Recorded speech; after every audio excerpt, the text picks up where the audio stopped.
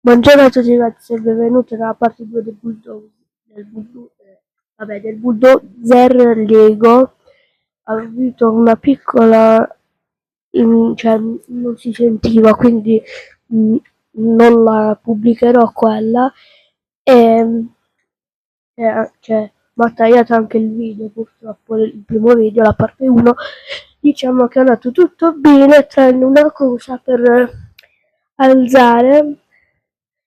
L'avevo montato storto, quindi sono andato a toglierlo e a rifarlo, e quindi l'ho dovuto rifare, cioè ho dovuto rifare le ali, no le ali, la pala, e quindi ora ve lo faccio vedere direttamente.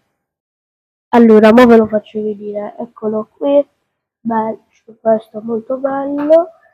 Davvero io l'avrei, cioè l'avevo da tanti anni in mente questo bulldozer, perché era molto carino, ed è anche il mio primo Lego con i cingoli.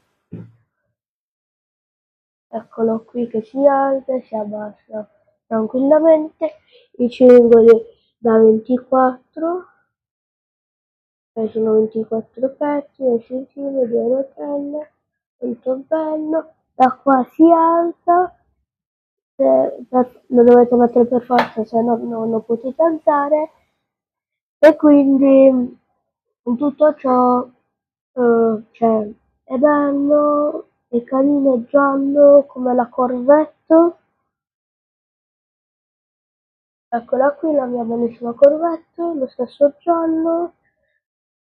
Quindi la metterò lì con dei Lego, uno che non conosci, cioè due che non ho portato sul canale, mi sa. Cioè tanti di questi Lego non ho mai portato sul canale, e quindi forse nei prossimi giorni, se faccio i video,